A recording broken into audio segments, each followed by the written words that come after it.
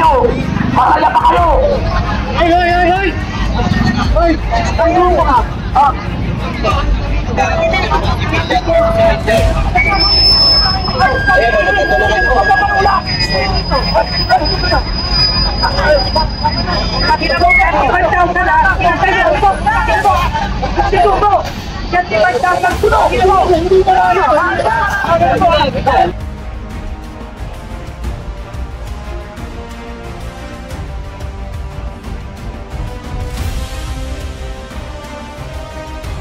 Sabihin niya ang konstitusyon ay para lang sa kanya!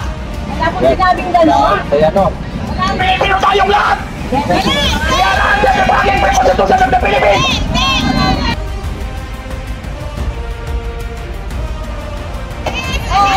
Wala kayong karapatang palaya sa amin dito! Walang pinatida ng putang ina! Partido kasi siya guys, ang sinusulong ng mga nagrarally dito ay isulong na ang impeachment trial kay BP Sara. Siya yang gusto niya impeach pati si BBM, so hindi siya kasama, no? Basta na lang siya pumasok at may dalang megaphone at nanggulo. Ngayon ay pinapali siya ng mga marshal kasi sabi nga, no, kumuha ka rin ng sarili mong permit. Kanya tayo, kahit tayong mga Pilipino ay corrupted na ang ating mga tuktok. Corrupted ang mag-iisip ng Pilipino. Mabigyan lang kayo ng ayuda.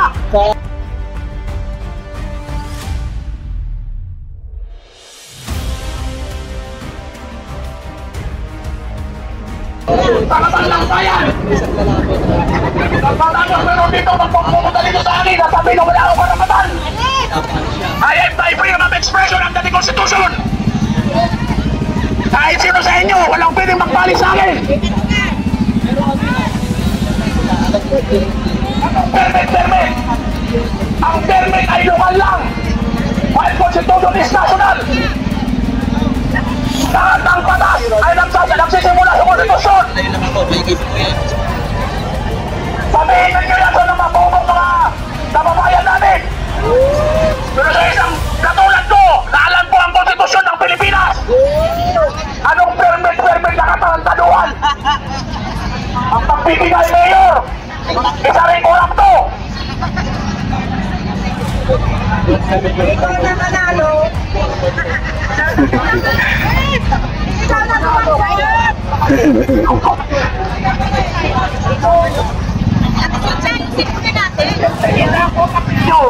Masaya pa kayo! Hoy! Tayo mo ka!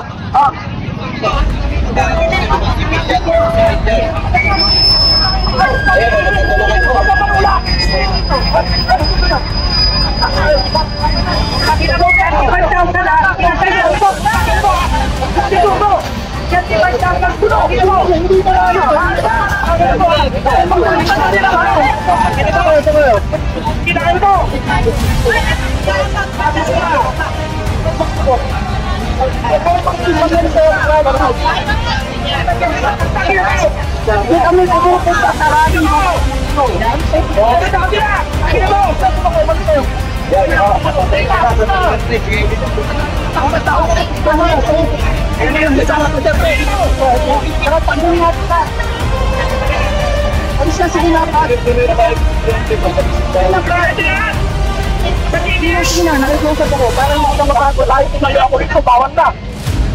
Hindi ka makakot. Sinatay! Kanina niyo!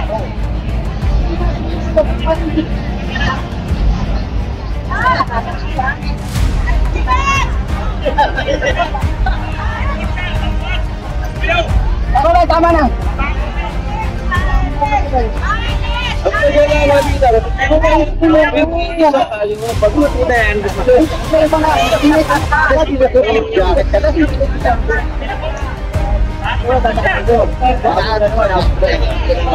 Apa na naman?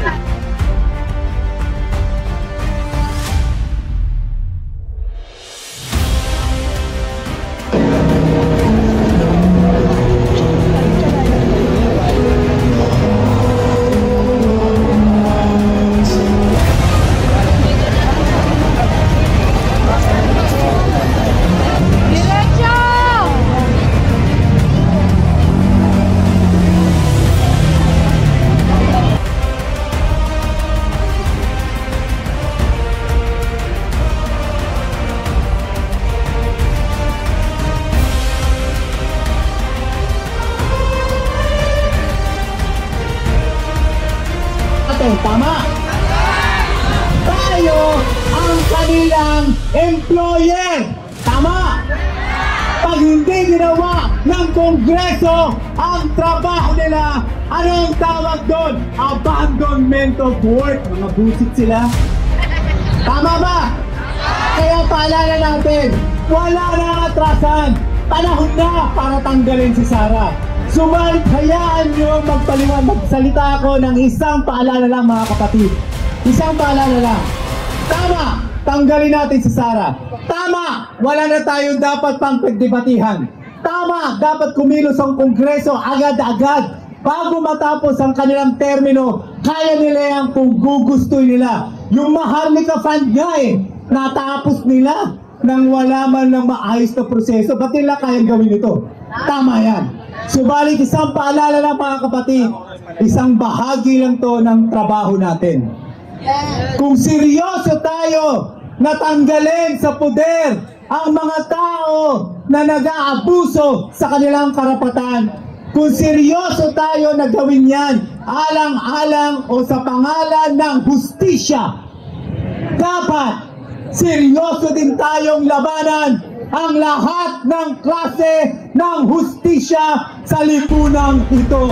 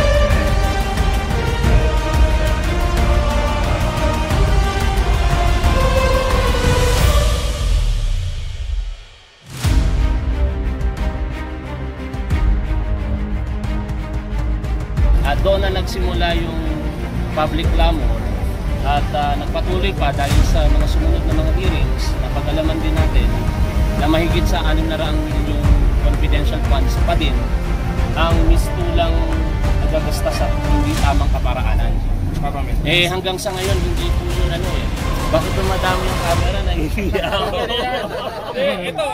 Ito si Tapuan talagang tahimik to Nahihiya ako